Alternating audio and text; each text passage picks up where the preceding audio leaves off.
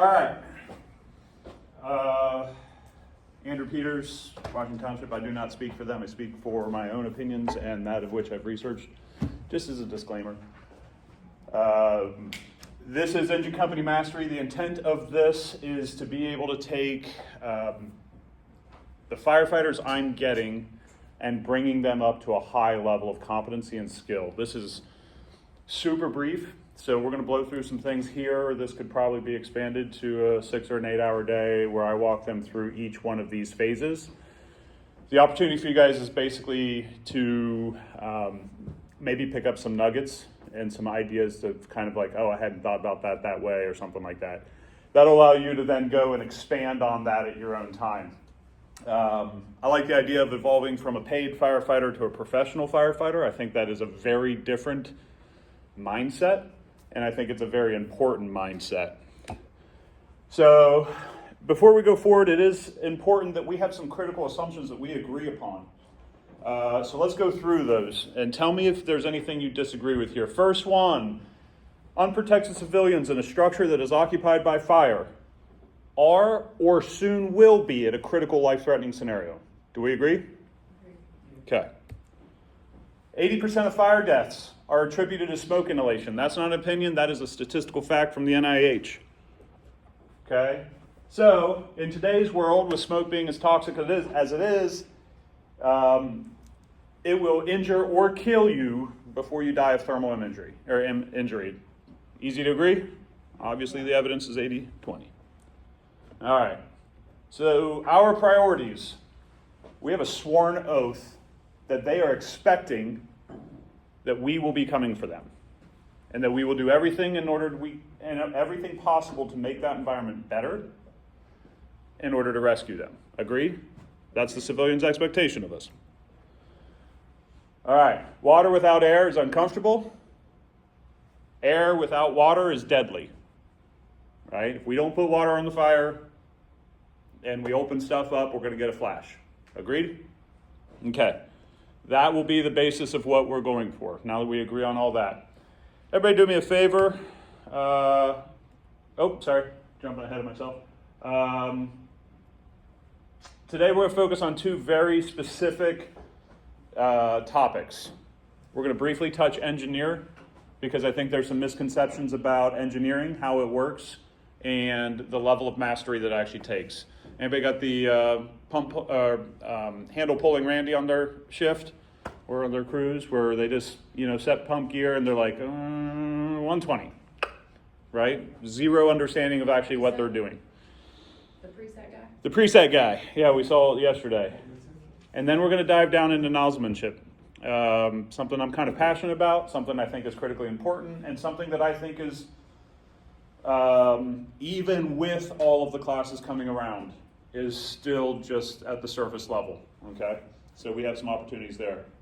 I love the quote that these things are extremely simple, but they are not easy. I always say that hand lines are the bag valve mask. This is for my EMS instructor friend. Hand lines are the bag valve mask of the fire service, right? Bag valve mask, you put it down, you squeeze, good to go. You watch somebody do it, they're blowing air out the side of the face, they don't actually have a good clamp, all the other things. Nozzlemanship's the same way, right? You good on hand line? Good to go, boss?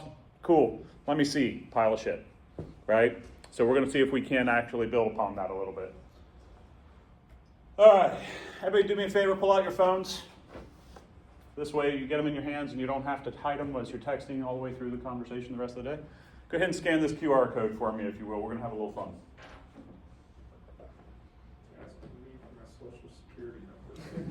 Like I told the group yesterday, Slido is actually so I can slide your credit card numbers out of your accounts. I appreciate it all. All right. How many intakes are on your engine?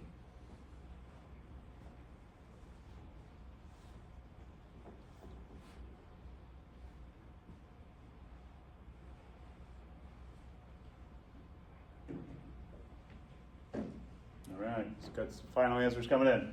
Looks like we've got about half and half. We're thinking, well, now most of us are thinking 4. A couple are thinking 3. All right? Somebody says 1 or 2. When setting the pump for pressuring your hand lines, your target setting is what? Are you looking for the pressure equals the nozzle PSI plus the friction loss? The nozzle PSI at 50 at the smoothbore? Nozzle's rated GPM? Or what is a fire engine? Because I'm either in a battalion car or, right.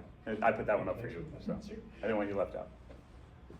All right, so a little split, 50 on the smoothbore. Okay, I don't hate that. Nozzle PSI plus friction loss in the hose. All right, cool. Let's experience those for a second. How many people, when you're counting your intakes, counted your tank to pump valve? Look, that was a trick question. That's the point, right? Your tank to pump valve goes into your master intake, right? Your tank refill is a discharge. So if I'm trying to gate things down and move things around in order to get my pump set the way I need to, those two considerations right there are not often thought of. All the things. My drafting fellows, you guys draft? Right? Hit the tank resert. I don't have to be flowing my hand line, I can just hit the tank resert. I create that negative pressure, I get my suction. Seems simple, you guys do it all the time. Right? But we as a metropolitan fire departments don't do the same thing. Cool? The second question will come into play a little bit later. So we're going to go through the fire engine pump design. I drew it up on the whiteboard for a guy the other day. If I had more time, I would actually, sorry, I forgot to stop my watch. If I had more time, I'd actually go through and have you draw a fire pump on your engine. Not a lot of people have a general concept of what an actual fire pump is and how it works. Have we all heard of the term centrifugal pump? Right? We're going to go through that. Your main discharge, your main intake, right? So he described it as a snowman. All the water comes into a central location, right? So I have intakes coming from one side. If you have a 5-inch intake, another 5-inch intake coming from the other side. It comes into a central plumbing system called the main intake. That's where your main intake discharge or main intake gauge comes from, okay? It goes into the center of the centrifugal pump, which we'll see in the video right here. It gets kicked out into a common plumbing device called the main discharge. That's where our main discharge pressure comes from. Make sense? When we start knowing that, we also understand, and this is something I don't want my new people to do, but they could go intake to intake, and I could hook a hydrant up to my intake, and I could send my intake out to my other engine, and I could send my discharge, my LDH discharge, to my ladder. Well, if I got a 3,000 gallon per minute hydrant sitting on a 20-inch main on a main road, my engine can pull off some of that intake water and never affect the amount of water that my engine can put out, right? So I'm actually splitting the water through my fire pump. It's a little bit more complex, but just be aware that it's something we never really think of. So this is your fire pump. Centrifugal force, water's tendency to flow outward from the center of rotation within a revolving body and take advantage of incoming pressure. Understanding how the pump is designed and operates is fundamental to efficient operations. As the water flow enters the intake, it is channeled down the parallel piping to both sides of the pump. My main intake. Water then enters the impeller shaft assembly through the eye of the impeller. As the impeller spins, it accelerates the movement of water between the vanes and discharges water outward into the collection area known as the volute. As the pressure within the pump increases, the water is displaced into the header where piping and valves deliver water to the discharges. Main discharge. And then it gets split off, okay? So we don't have a real good even visual concept in our head of what our fire pump is and what our engine is. So try to simplify it in my mind for my members. Water in, I'm going to have 3 different sources. 2 are going to be pressurized, 1 static. Okay, static source is drafting, nice and easy. The other 2 are either going to be a hydrant or a relay. Okay, by the way, one of my static sources, there's a 3rd or a 4th one there, tank to pump. That's actually a static source that gravity and negative pressure is going to be created. It's going to draw out of my tank to pump. Okay, I can't outrun that the same as I can my suction. Everything else is pressurized. It's either coming from another apparatus or it's coming from another system. Okay, water out, nice and easy. PSI mode, if I'm sending it to a monitor, right, or I'm sending it to a person. RPM's easy because for me, it's anything larger than life. Buildings, trucks, anything like that. I'm going to flip that puppy into RPM mode, right? A lot of people always get confused about that. Well, okay, is the truck bigger than you? Cool, RPM. If it's smaller than you, right? Deck gun smaller than me? Cool, PSI, right? So far it works.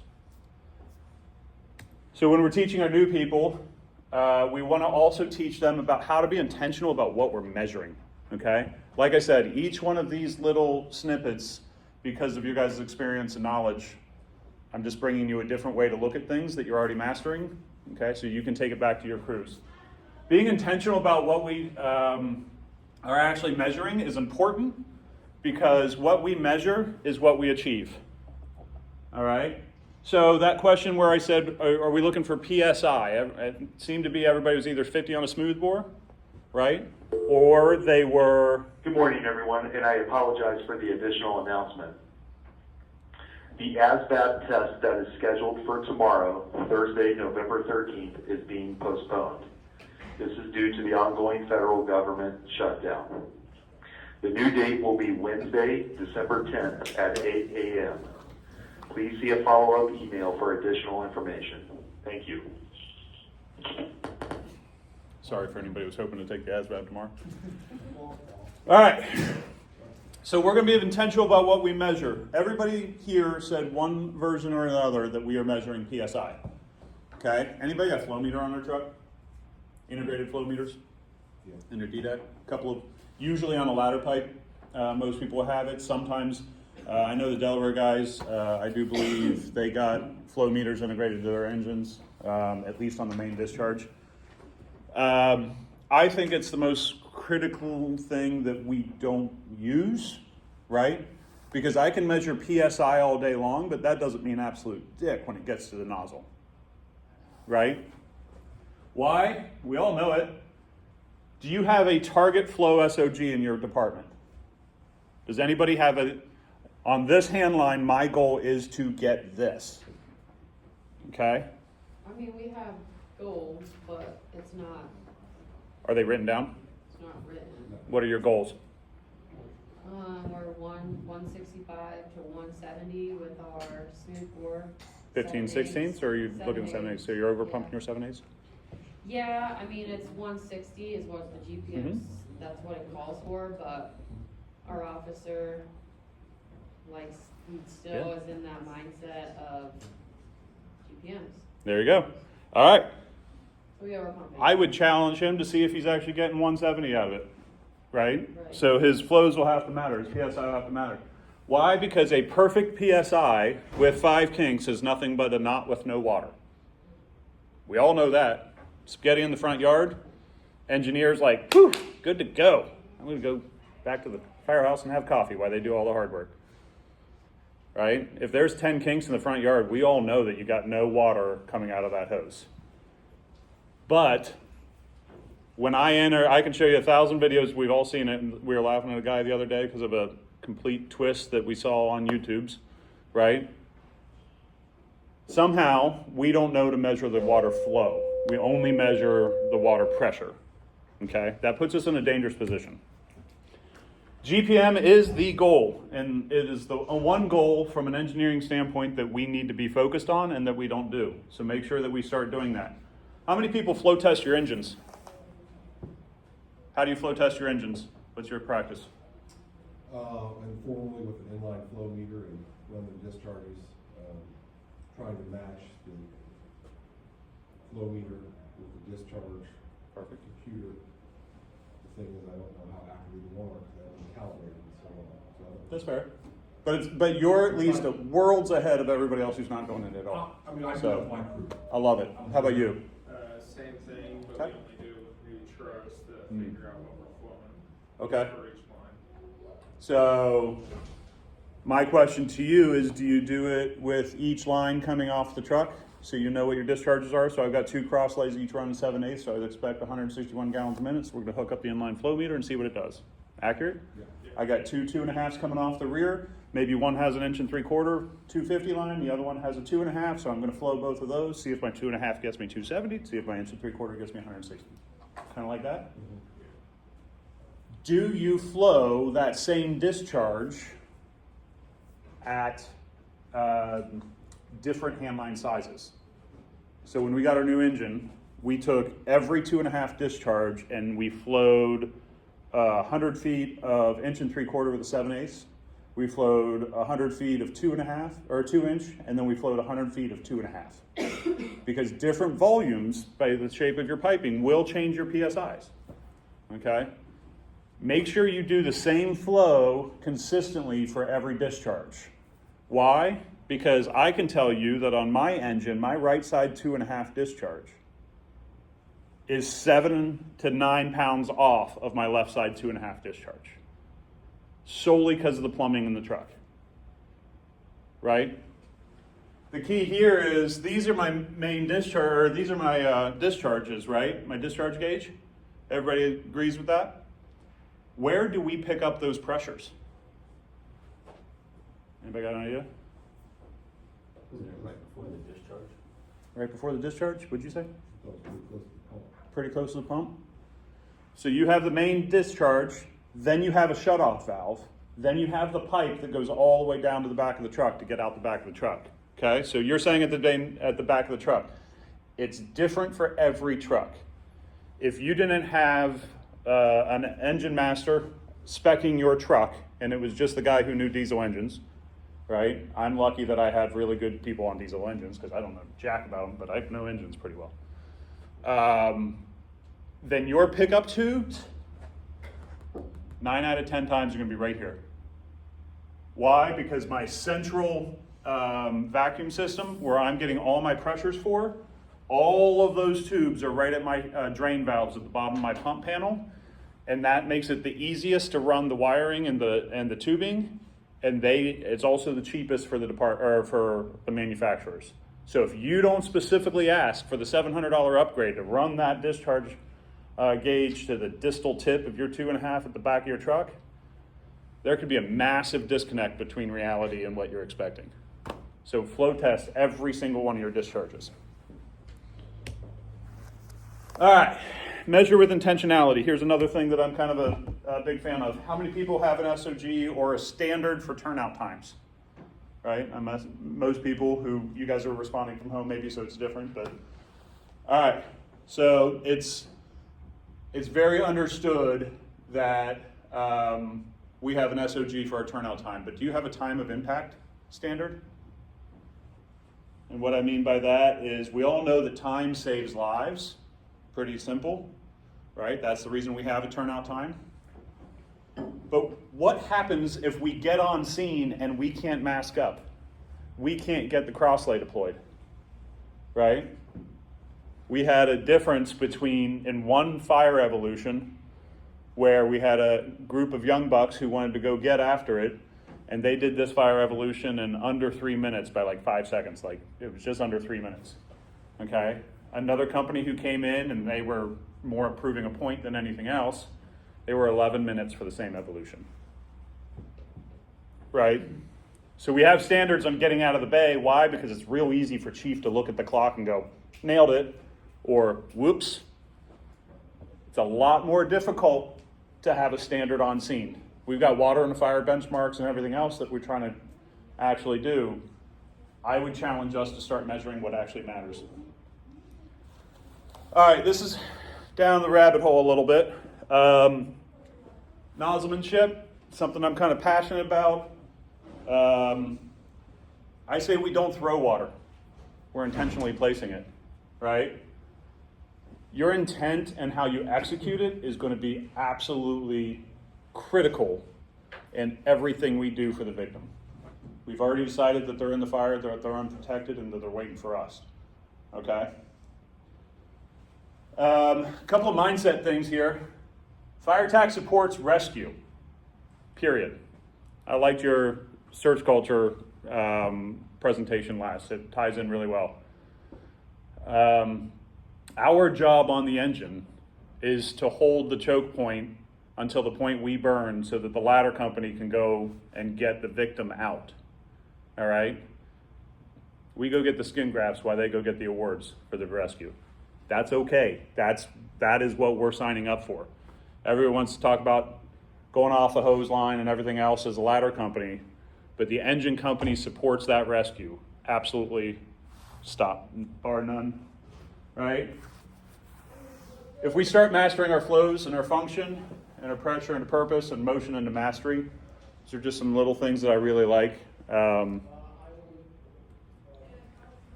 Here's a question. How many people actually study their fire streams? You ever had somebody open up the hand line and be like, it looks sloppy, right? Do you have people, let's back up, do you have people in your department that can actually look at a fire stream and tell whether or not it's good or bad? Yeah? We feel pretty comfortable with that? So if we know that there is a good or a bad, subjectively, right, then there must be an objective reason and a factual reason why that's true. If we all can look at a smoothbore hose stream that's gooping out of the end and go, that's not it, right? Or one that's shooting out of the end so fast that it's just blowing apart and it looks like a sprinkler, right? So the things we need to start talking about are volume, velocity, and reach. We're already talking about them. We're just not talking about them in a factual and functional way, all right? Volume. The only thing we ever do is we ever measure PSI, but we're not actually measuring the volume. We're measuring calculations that we assume to be true, but it doesn't take into account everything on the fire ground, right? So our job is to take an inconsistent environment and add constants to it, okay? I'm not adding a constant by measuring PSI. I'm just allowing the variables that are on scene to affect everything I have. When I take a hose line over a chain link fence and it's charged, it looks great. You ever open that hose line and have it collapse down over the chain link fence? Run it around the fence through the gate, okay? Because when you run it up and over that, the water weight will pull it down, especially if it's a 2-inch or 2.5. And the new high density jackets and the low pressure hose is better for that. But velocity. So velocity is something we don't talk about in the fire service, but I think is critically important, right? Because it affects reach, the punch of our stream, right? So we always talk about the effective hose stream. How far would you say that your smoothbore hand line is effective? What is our effective reach of a smoothbore? Shout it out. Is it 20? You say 20? Any other? 30, 40, 50. 30, 40, 50? Are you saying like till it breaks? What is an effective stream? Yeah. Is it the last drop downrange when I'm sitting out in the parking lot? Because that's how a lot of people talk about it, right? My stream goes 70 feet downrange. Cool. That is a droplet of water that has no force of impact and will do nothing and is useless when it gets there.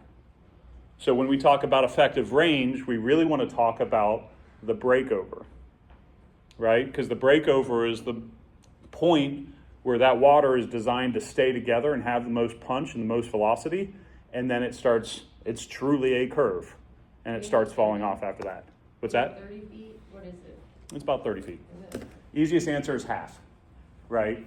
So if the book says 70, you can cut it in half to 35 under heated environments. If it says 50, you can cut it to 25, right? So if we're actually talking about it, this is my 1 3/4 7/8 smoothbore at 50 PSI, running 161 gallons a minute. Velocity is 85 feet per second, right? Nerd shit, doesn't matter, cool, I get that. Track with me here. 70 feet, all right?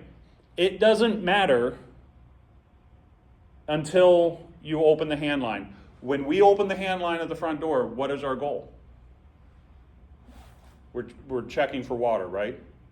How long do your members open the hand line for? Couple seconds. Couple of seconds?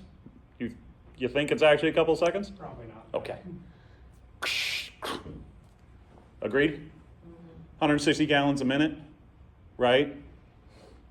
that 1.5 seconds at 2.5 seconds or 2.5 gallons per minute, you put 3 to 5 gallons out of there. This is proving that at 85 feet per second, if everything's working well and that hand line is absolutely rocking, which we all know it comes out slow to begin with, right? If I'm trying to get water to see if I have any debris in my fire pump that's going to screw it up, and I'm trying to get it all the way down to 250-foot hand line, it needs to be open and flowing at max capacity for no less than 3 seconds. I'd challenge you to say 7 to 10, right? And then my red hats start losing their shit because the hand line's been open for 10 seconds. We're running off tank water. Cool, 2.5 gallons per second. I have a 750 gallon tank on my truck, and I've just wasted 10 seconds of water. That sounds like 25 gallons to me, right? Same person who lose their shit because I flowed 25 gallons of water before I made entry is the same person who will tell me that I need a 72-to-1 safety ratio on my ropes, right? If 25 gallons of water is going to make the difference between us dying and living in the fire, I probably already miscalculated my actual ability to fight that fire before I made entry. So, we'll build on that a little bit here. My 2.5 hand line, it's running about the exact same. The only difference, right, if you notice these two numbers are the same, the only difference is my volume. So what do I get out of that? I get a little bit of a heavier punch, which means it's going to travel just a little bit further. When I open my 1 3/4, if you should do this at your station, open your 1 3/4 and open your 2.5 and set them right next to each other at proper nozzle pressure. Watch the streams. The 2.5 is going to go about 10 or 15 feet further. Why? Because the weight carries. Right? It does. That force, the actual physics behind moving the water does carry it a little bit further. Right? It's not represented here. But here's the key, ground monitor. Right? Your ground monitor is probably the most underrated. Who here is running a RAM? Who's got a TFT? Who's got a 1970s Mercury? That's me. Right? Blitz. Blitz? Was that the RAM? Blitz the RAM? I thought that Blitz was its own thing. Blitz, I believe, but I think that's a TFT, isn't it? Is it blue? Yeah. Yeah, when you kick it, it shuts off? Yes. Unstable as hell? Mm-hmm. Yeah, that's a TFT. The RAM is my favorite. I'd love to get them, but I'm outvoted. Here's the thing, doesn't matter what you're running. At a 1-inch tip at 80 PSI, you get identical water as you do out of an 1.8" tip at 50 PSI. Okay? 265 gallons a minute, plus or minus a few. But what changes down here? My speed. That 80 PSI doesn't change the volume of water, but it sure as hell changes the speed of it. Okay? With that, we get additional reach. And we got a lot of other things that come with it. So if you go to the low-rise mayhem class, Jerry Herbst does a fantastic nozzle forensics class there, okay? And his argument is that the speed and the velocity of that water on impact changes a lot. Let's see if we can actually tell that. So this is my RAM and my 2.5 sitting right next to each other. 2.5, RAM. Would you agree that those are probably different? Yeah. Run that back again, see if I can. 2.5 on the bottom, RAM up top. Exact same gallons per minute. Okay? That changes people's minds a lot when you start putting it into play. It's easy to do it in a parking lot to get a visual of what that means. Let's see if, real quick here.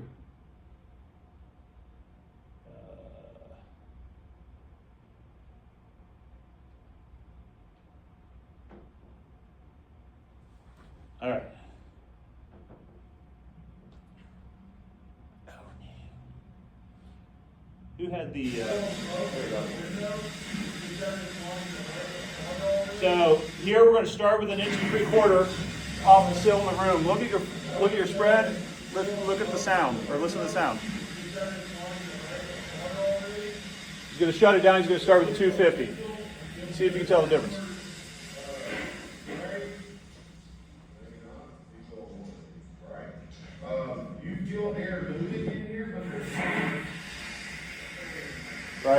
you get a visual difference on this one. It's heavier water. The coating on the back wall is more. If I ran them simultaneously, it'd be a little bit more obvious. I'm going to shut that down. 265 gallons out of the Ram XD.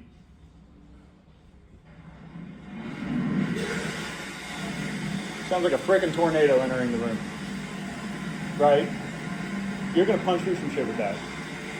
And if you put that into the eaves or into a commercial space, it's that water, look how it's hanging that ceiling. It's going to go through that compartment a lot better, and then it's going to fall down on the burning fuels. Right? Same gallons per minute, but we never talk about the actual things that matter. Is there a best practice? Anybody run an extended line beyond the pre-connect? Whatever it is, Garden Lake, Chicago load, right? What are you running for yours? Static 3 to a feet to 150 inches with the 7/8 tip. Okay.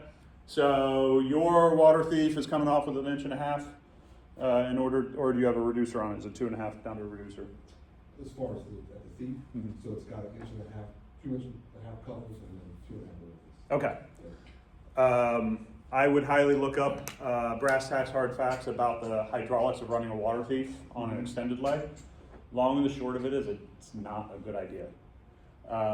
The nozzle reaction, if I have a 2.5 running and 1 3/4 running, and I shut down my 2.5. Simple answer is your 1 3/4 is going for a ride.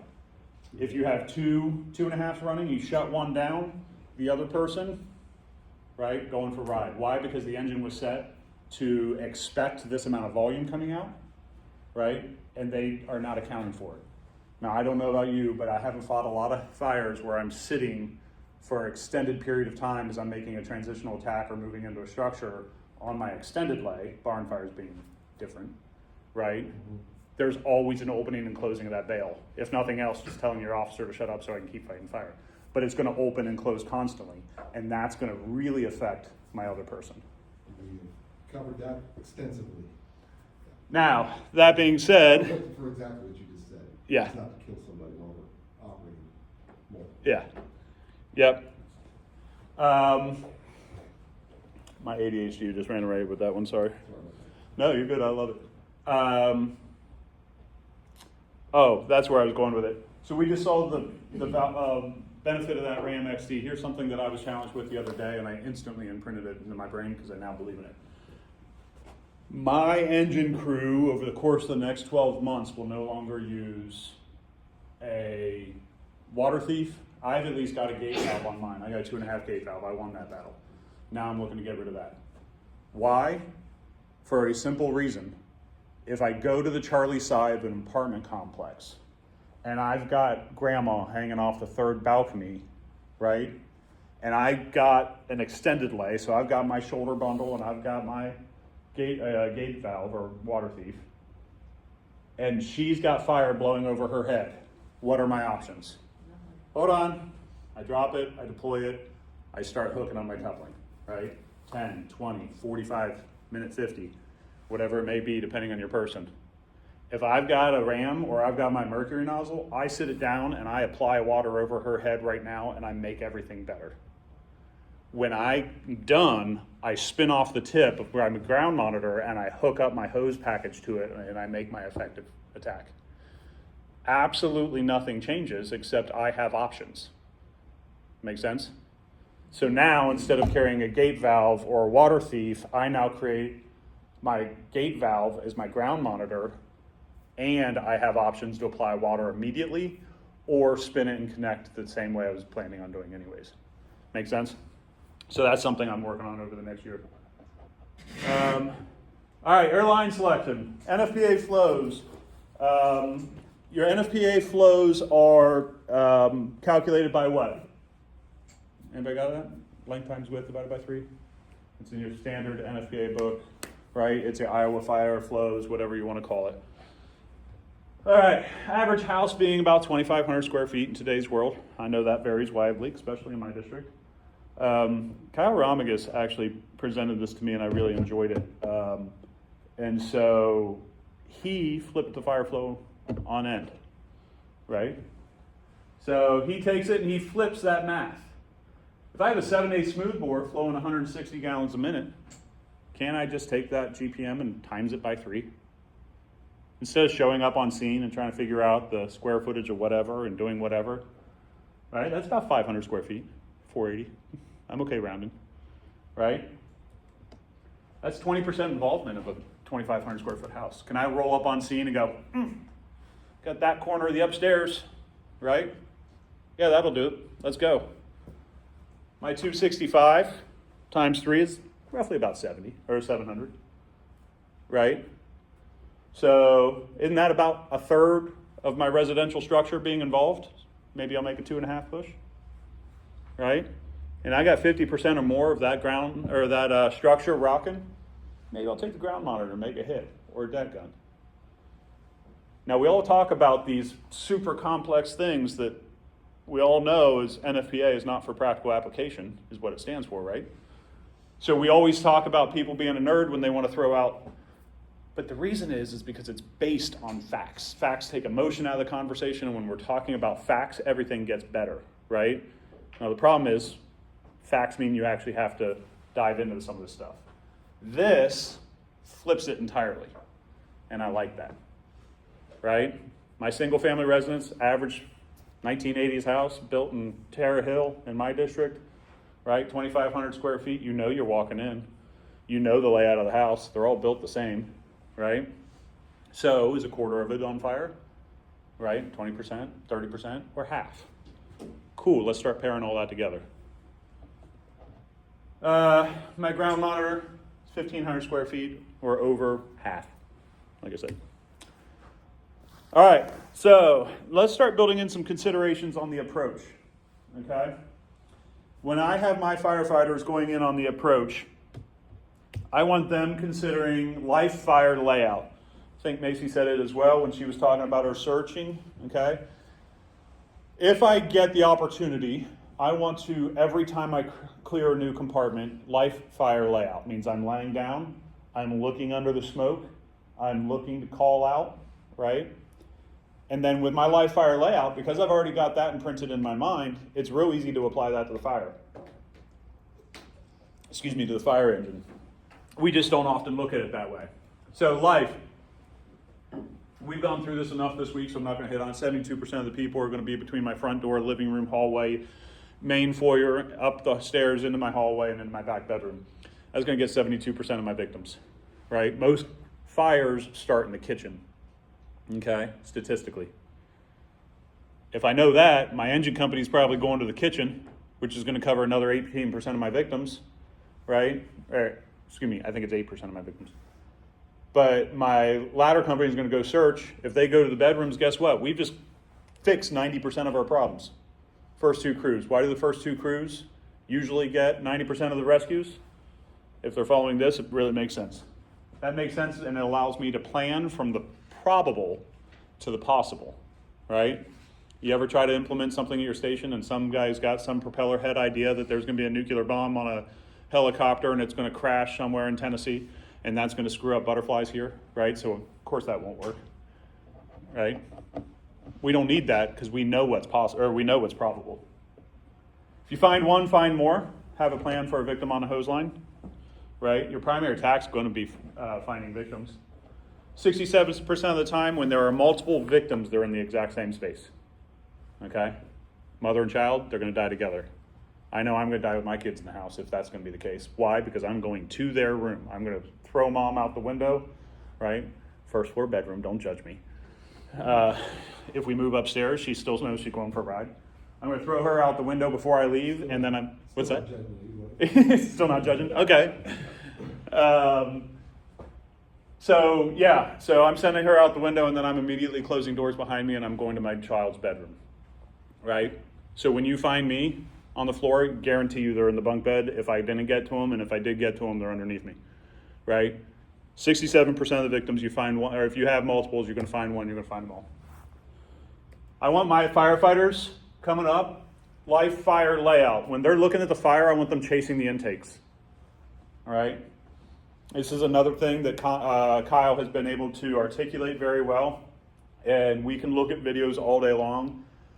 I wasn't sure where we would end up on time, so I kind of set those to the side. Do you know what I mean by chase the intakes? When I have smoke, okay, that smoke will be pulling in somewhere. All right? Where that smoke is pulling in, that's my intake. That's where I want to be. Okay? Because that bullet's going to leave the gun. I'd rather be sitting in the chamber than in the front of the barrel. Right? That's a wind-driven fire, but also, guess what goes with that smoke? Water. If the atmosphere is already carrying to the seat of the fire because that's where it wants to breathe from, when I open my hand line and I particulate that water, it's going to suck those water vapors straight there. It's already going to start doing my job for me. I'm lazy. I like that. Okay? Watch your flow path. And remember that your flow path in all situations, the water placement beats GPMs every time. Okay? So, anybody know how much a fully involved, and I'm going to get the numbers a little off, so forgive me, how much 2 rooms fully flashed over in a UL study, how many gallons of water did it take to put out that fire, would you say? 2 rooms fully involved. 75. 75. Anybody else? How many gallons of water for the 2 fully involved? 2 fully involved rooms. That's a pretty good guess. Yep. 300? Yep. It's 180 gallons of water. What's the right rules? Yeah. Yeah, I'll give it to you. Right? Here's the point. I got a booster line with 750 gallons in my tank, right? If I put it in the right place, I got more than enough water. I'm fighting fire all day if I put it in the right place. If I'm sitting outside of the fire compartment and I can't reach the seat of the fire, I'm never going to be in it, right? I can spray water down the stairs into a basement fire all day long. All I'm going to do is create a nice little swimming pool for prevention when they come and investigate, right? I've got to make that push. I've got to get my nozzle on plane with that fire. Right there, get your fire, or get on your fire's level, whether it's an exterior entrance, an exterior water, or you're going and making the push down the stairs or up the stairs. I don't care if it's up or down. You have to get your nozzleman on the level of the seat of the fire. Okay?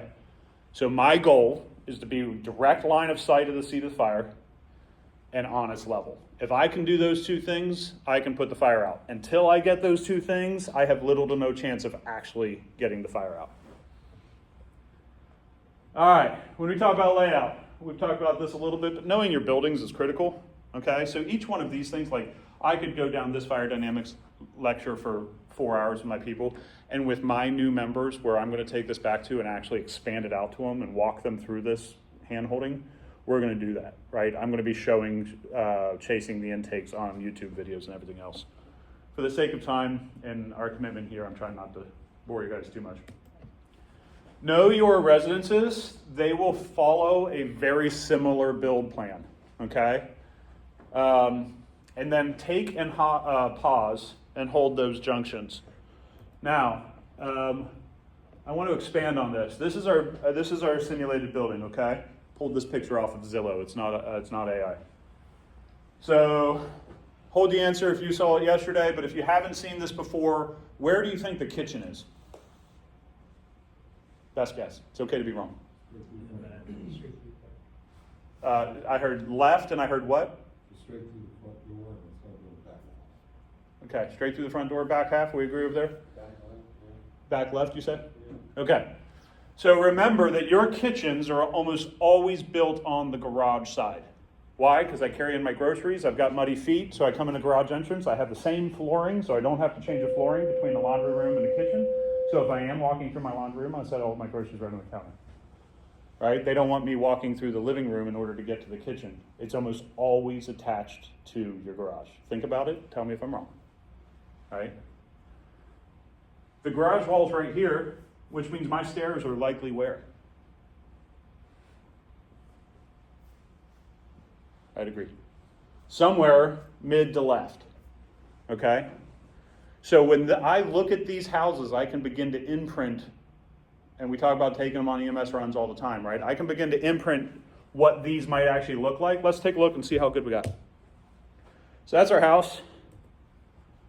That's our living room. So first floor, this is our garage. That's the reason it's cut out. We come in the main foyer, stairs off to the left, living room off to the back, kitchen right off the damn garage. How about it? Go to Zillow, right? Realtors are now paying for 3D walkthroughs of the structures. I can go to Zillow and pull up this house, and every one of these pictures is an interior GIS marked camera, usually with a 3D view of that structure. So now I can prove whether I'm right or wrong. It's no longer just pulling it up and going, probably the left side. All right, boss. All right, let's go get coffee. How many of your houses have a residential floor plan already built for you? Right? Something I'm looking at is downloading all of my residences off the auditor's website, and I can put these into my CAD system. So over the course of years, as we sell houses, Upper Arlington has done this already. Upper Arlington had a chief, battalion maybe level. He went through and pre-planned residences. Why? Because they have McMansions. He went through and pre-planned residences. Do you guys still dispatch based off of the name of the homeowner? Yep, go to the Peters house, Yeah. right? Because in CAD, he tagged the name of a homeowner from 30 years ago to a little McMansion, and I'm guessing that he's got a pre-plan somewhere in the file for that structure. Yeah, our CARES program helped with that too, our community paramedicine Yep. program, so. Yeah. Yeah, we use a lot of premise notes, Mhm. Maps and stuff, different attachments you can pull up for. But I can attach every commercial structure in my district, Yeah, right? Why can't I attach at least, because these are being done for high-end homes. So when a high-end home goes on the market, guess what a high-end home is? Usually custom and big. yeah. It's a mini commercial building with lightweight construction. So I can attach this to my CAD, and I can then have an interior layout of the house before I walk in, right? Worse yet, I call a Mayday, and I'm not really sure where it is, and my battalion looks, and he goes, hold on, I'll get the pre-plan. He fires up the pre-plan. Let's say this is the basement. It's the closet behind the bedroom. I want you to go down those steps. I want you to go straight forward 25 feet. It's not your first door, it's your third door on the right. That's the closet he's talking about. That's the only closet in the basement, right? I hit the double side wall and I'm lost. Let's go check there first. So one thing I really wanted to hit here, this is a Jay Bonifield, if you're familiar with him. I haven't gotten to take a lot of his classes, but I've studied his content online. He says chase the junctions. So when I have my nozzlemen going into houses, we're looking at the junction. Almost every time that you enter a house, within 15 feet of the front door, there is going to be a major junction that allows you access to a large portion of the house. All right? So I would say, I'm right here. Actually, I'd probably go right here, but I'm sitting in this corner. If I sit in this corner and I put my back that way, as the nozzleman, I can sweep left. I got kitchen, I got dining room, I got family room. I can sweep right, and I'm looking down the hallway to a living room, to my stairs. I can crack that door and I can put water in the basement. Do I not have effective reach to at least 30% of my house from a single body position? Teach your nozzleman where to find the junctions, and then put them into the structures. All right? My approach considerations. Deployment, okay? Everybody knows bring your coupling to the door. That's no big deal. Why do we do that? So we have working length inside the building. We don't often say it. I've got people who bring couplings to the door just because that's what they were told to do. If you're running a triple load and they go back for their first coupling, just be aware they're bringing 100 feet of hose to the door. Because that first coupling on a triple load that you come across is going to be the 100-foot coupling. It's not the 50. All right? Doesn't matter. I want a working length. Teach your members to bring your tack over supply. It'll be like running rails. So like I'm going to take my first 100 feet and lay it out. I'm going to take my second 100 feet and put it on top. What that allows it to do is it brings up my hose off the floor, and it allows them to then start sliding over top of each other. Coupling on the front porch, make sure you get that coupling up and over that top stairs, right? If I put that coupling on the top stair, then it's less likely to get caught. But I like to teach my members to back up a little bit and mask up, okay? Historically speaking, we'd always just mask up where we drop the coupling, and now I'm usually under the porch. right? Rob Cloud, if you know him, he had one that I liked years ago. It was before you go into make your advance, I want you to box breathe, right? 4 seconds in, 4 seconds hold, 4 seconds out. What's that 12 seconds allows me to do? I look at the structure one last time. Up, down, all around. Has anything changed from the time I got on scene? Is there any collapse that I have not considered? Okay? So teach your members, you can't do that when you're up on the door. If I'm back a little bit, not only does that allow my ladder crew to actually force the door if that's what they're choosing to do, but it allows me to mask up in the yard, and then I have one last full vision of the building before I go in. If I'm under the porch, I lose that ability to do it. It's a small thing, but it makes a difference. Attack over supply for my deployment. This one is beneficial. I won't have the time to do it, but there's a perfect video out there, and it is a guy comes off the truck, deploys the hand line, flakes it out very nicely, right in front of the engine, and then the nozzleman goes to the door, right? Well, where's his fire hose? It's 120 feet back in front of the engine. And you watch the video and you're like, no, please see it, you're making things way harder for yourself. They charge the hand line, and it is a straight stick to the front of the engine. And then there's 100 feet of hose in front of the engine. And of course, he's tapping his guy on the shoulder, go get it, brother, right? Nozzleman goes in, boop, made it about 4 feet until that last little slack on the porch goes, and then he was in it.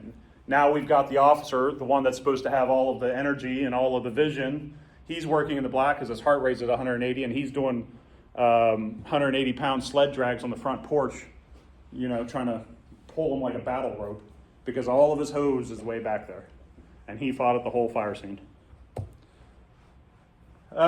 Check your water, okay? So we talk a lot about checking our hose, and we talked about leaving it open for 7 to 10 seconds. When I check my water, I'm not only looking to make sure that I've got water coming out of the line, but I'm also looking to see that I have my pump setting, okay? Anybody heard the term cycling the line? Right? Anybody who's heard of it, like it or hate it? What happens when I slam my bail closed? We all know the term from fire school. Water hammer? Right? I've had people lose their shit on me because I slammed my bail closed at the door. Now, here's a trick. If you teach it wrong, they're going to do it wrong. When you cycle the line, open your hand line. What's that doing? That's allowing the water to come out. It's allowing the velocity to build up in the hand line. Okay? When I close it, I don't have to slam it. I just close it with assertion. All of that water is going to go to the front of that or behind that bale, and it's going to hit hard. And then that's where we get that wave going all the way back to the truck. And everybody's like, oh, you're going to blow my pump apart. I got a pressure relief valve set at 250. I put a meter on it on both sides, right? By the time it gets back, it spikes about 20 PSI. If I can't go from 120 to 140 again, where's my rope guys in here? I don't have a 17-to-1 safety factor on that rope, right? I have to have crazy members there. But when my hand line comes, if that 20 PSI is going to blow my pump apart, I'd rather know it in the front yard. Here's what it also does, is it also hits the inside of that hose line, right, all the way back. And when it does, it blows out kinks. Now, it won't blow out every kink. If you have too many kinks to get water to the nozzle, I've always seen that, like, I got nothing, right? It won't blow every kink out. But have your nozzleman sometime, when you have a line off the truck, open it and just close it. Give them 3 to 5 seconds of water, like we said, 7 seconds. And watch that hand line jump behind you. Your couplings, no joke, will shift 9 to 12 feet. Okay? That's going to move a lot of water through that line, and what that does is it also blows out a lot of kinks in the yard. Okay? When I teach people to cycle the line, and I come back to them 30 days later, it's not uncommon to see them doing this. I'm not getting the kinks out, right? And the reason is because when I open and close that bail really fast, there's no velocity. I got to open that water, let it move, close it, and then let it hit. And it will jump your line significantly. 10 seconds of water. I've been yelled at, don't put water, or don't waste all the tank water. We're going to need it for the fire. Cool. 7 to 10 seconds of water. How about I just put it in the soffits and in the window if I got fire in the window right in front of us, right? 7, 10 seconds of water, is that going to do any good? Not going to do any harm, right? I'm going to be putting water in that room shortly anyway, so let's find out. Don't water the bushes, right? Mrs. McGillicuddy doesn't need you to water her bushes. She wants you to put the fire out. If you spray water, Keith Stakes from UL has a great one. If you have an attic fire, right? Water mapping 101. If I put high angle water into that compartment and I spray it, it's going to catch your roof trusses and it's going to walk that all the way up one side and down the other side of the building, right? So instead of going in and tearing out all the ceiling where I'm spraying the water straight up into the only hole it's actually made, and we've all seen the videos where it's now actually watering the garden from the inside because it's just spraying out the burn-off roof. Spray the eaves, spray their soffits, and let that water walk up and over the channels inside of the ceiling joists. All right? Any exterior water that you do, start teaching your members to put it at a high angle, non-moving. Okay? UL said that what that does, it puts maximum amount of water in at the least amount of air entrainment. All right? Move your body, not the line. So if I'm aiming at that speaker, okay, when I spray at that speaker, it's going to ride that ceiling up and over, and it's going to hit LT, right? And instead of trying to aim for Macy over here, I'm going to move my body, right?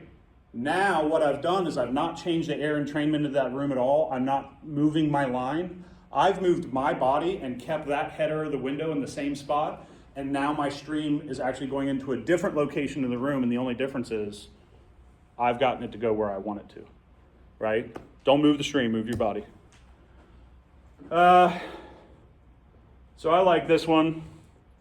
Oh, so, bugger. Only opening up that door 1 inch and 1/8. We're allowing the water to hit the ceiling, we're allowing it to track, but we're controlling the amount of heat and smoke that goes into that room. Let's come across the side and have a look here. Andrew, you have a lot of Hitting the text ceiling. messages. I what? You have a Turning lot into of a text giant pizza messages. slice and it's tracking across. Absolutely fantastic. Oh, I gotta do this. Sorry, I didn't see it. All right. So, in small rooms and passages, play the water against the opposite wall.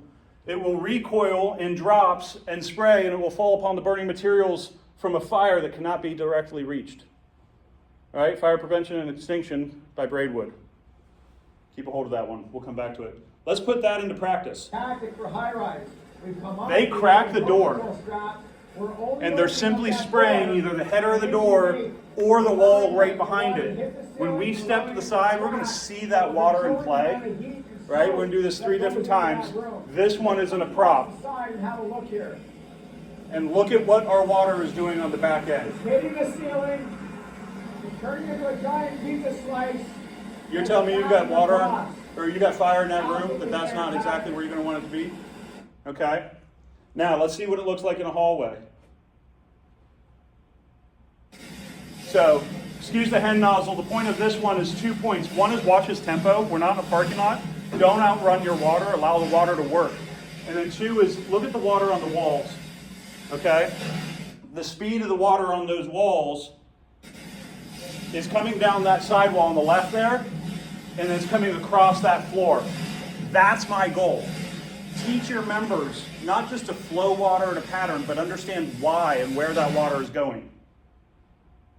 Now, we're going to put it into play. This is Andy Starnes. Highly recommend him. This is an exterior water. 1, 2, 3, 4, 5, 6, 7, 8, right? 8 seconds of water. Might have counted a little fast. Now, we're going to jump to the interior.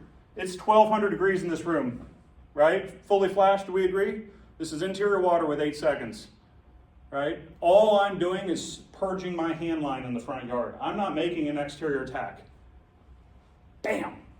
Did I steam out the victim, or did I take them from 1,200 degrees down to 140? Right? Don't know about you, but I'm not hurting the victim. So we're going to go through this. Water over GPMs. I think we're running low on time. Water starts high to low, okay? I want you to fight in a phone booth. Start right here. This is my space. I got to make it tenable, and then I'm going to lay that water down the hallway to my victims. Okay, with water comes air. We're going to get that cool air down to them. House is a box made of little boxes, right? That's it. Can I take over the boxes in reverse order of which the fire is done? It's going to start in one room. It's going to take over that room. It's going to flash that room. It's going to come out of the room. It's going to walk down the hallway. It's going to take over the hallway. It's going to go preheat the living room. It's going to then take that over and come out the front door. I'm going to take those boxes back. Thank you. Right? When do you open the line? I ask it all the time. Number one answer, when it's hot. Right? When it's hot and I've got a Superman outfit on, and as Kyle says, 9 layers of fabric on my butt cheeks, gloves that I can pick up a burning steak off the grill with, right? My daughter laying on the floor in her pajamas, do you think she would rather you open up the line a little faster, a little earlier? So we need to teach our members to have a standard for when they open that line. It's 50% of the volume of that compartment, superheated fire gases, right? Again, numbers, it's going to run people off. Let's try this one, 8-foot high ceilings. When I take a knee, I'm about 4 feet off the ground. If I'm on my knee, I'm opening my hand line. If the heat brings me to my knee, open the line. Easy enough? That's transferable, I think so. Flow and move. So we've got a couple of considerations for flowing and move versus the hit and move. Look at this. Watch that. Bam. That's rebound. Okay? So this slide skipped because that wasn't the one that was supposed to come up next. But let's just go with it. He opens that hand line. You get cooling in that space. How fast does that water come right back down on top of him? Right now. Okay? If you've got rebound of heat, you need to keep that open and flow and move. Forgive that slide, it was out of order. So when do we hit and move? Okay? Aaron Fields does this, I really like it.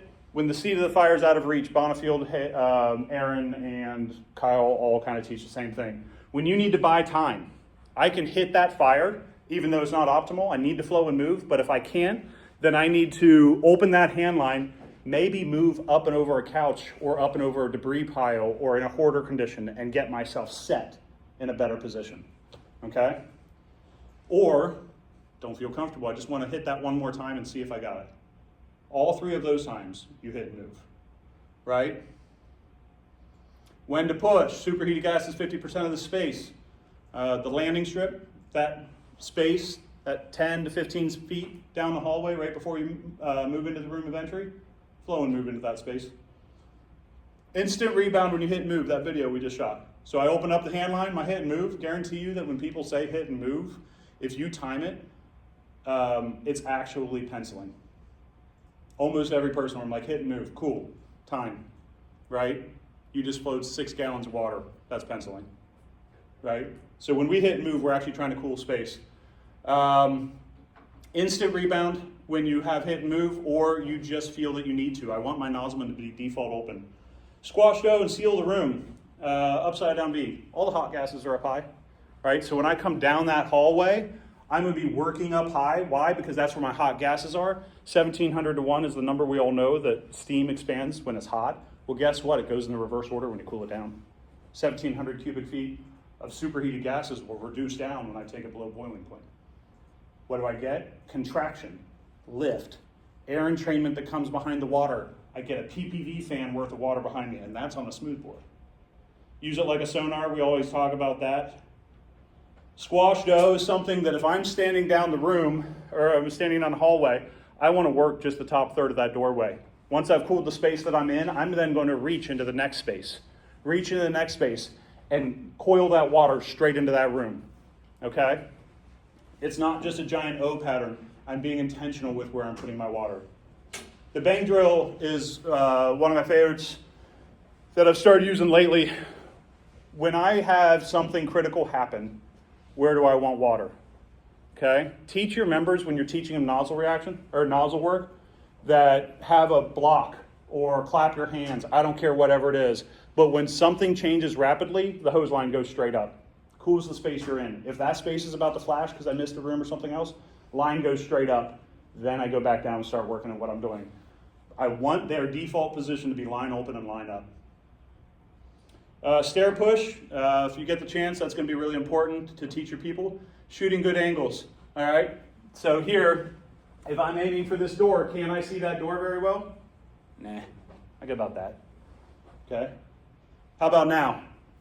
Move forward, slide over to the opposite side of the hallway. That door opens up. Can I put water in that compartment? Yeah, you bet your butt I can. High angle outside water. Watch his nozzle. It's going to be high. It's going to be inside that door. My officer does a great job by just taking the door off for me. Now I have a direct access to the seat of the fire. Right? Jeff Shoup says shoot the hinges, which is swipe the hinges with your hose line because they're going to burn off. If you do and you expect to use that door later, sweep the hinges with your hose line before you make entry and it'll cool those down. If they don't fracture, you may have a chance of pulling that door closed and isolating. All right, so now we're at our assessment phase. Find the junction. We'll go through it real quick. So if I come up here and I'm here, right, do I not have access to all the doors over here? My living room, okay? My fire stream. Table showing that horizontal distance thrown by modern fire engines are given the guidance of engineers or directing streams to a point where water will break and descend upon the scene of the fire. Holy crap, that's a lot, right? Who do you think wrote it? That sounds very technological. D-U-L. Answer is Stephen Roper. Handbook for Modern Fire Steam Engines. Guys, this shit's not new. That was written in 1881. Right? When we were looking at that prop where the water was spraying, the quote underneath it, 1830. Why are we starting to do the things we're doing? Because it's better for the civilian, and science is proving that. Why did they do it in the 1800s? Because they were in there with the civilian. They didn't have breathing apparatus, so they made shit better for themselves in hopes that they could get to the civilian. We're going back in time. We're not going forward. We're not reinventing things. We're stealing it and standing on the shoulders of giants. Firemen will not rush headlong into a dense smoke of burning buildings and instead stand or crouch in the doorway. He will put the stream above the level of the opening, allowing it to strike the ceiling or upper walls so that the falling water may reach the flames, which are hidden from sight. By cooling the gases overhead, the surfaces first, he makes the atmosphere tenable and prevents fire from flashing upon him. Does that not sound like a great description of today's fire service? 1913. They made things better for themselves so that they could get the civilians out. We are doing the same thing today. When it burns, we'll come for you. Right? Anybody who challenges it, the mastery of skills makes everything safer, so that takes care of your admin. Right? Everybody hates the word aggressive. Okay, I'm going to master my skills, and everybody will be better for it. It's very simple, right? But it is hard. These are just a brief overview of the people who were highlighted in today's lecture. The QR code coming up next will be the spreadsheet that I've started making for resources for you all if you want. There's too many to name, but huge thanks to Kyle and kind of how he's been putting things together for me, whether he knows it or not. And all of these people that are still alive, I've reached out to and they've given me permission to use their stuff. So if you have any questions, you can go directly to the sources on that. I end with my wife and kids. I must exhaust them, as I have you guys for the last hour. Thank you for your time. I brought the OG books in for anybody interested in looking at them. The Book of Andy, the original Fire Stream Management Handbook. And then this is, I was trying to get the Braidwood book from 1830. Instead, they sent me the Steam Engineering. So if anybody wants to learn how to make a steam engine from 1860, apparently that's an original book. When I told him, I was like, hey buddy, I think you sent the wrong one. He said, I don't have the other one, keep it. So that's that. Was any of this valuable? Yeah. Yeah. I know we went through it about 1,000 miles an hour, but just be intentional. We can start training our new people a little differently. Mindset matters. Don't brush off the highly intelligent stuff just because it's numbers are scary or my ego doesn't allow it or You know, I'm a big tough firefighter, I don't have it. So have fun with it, that's what it's all for. Thank you. In the,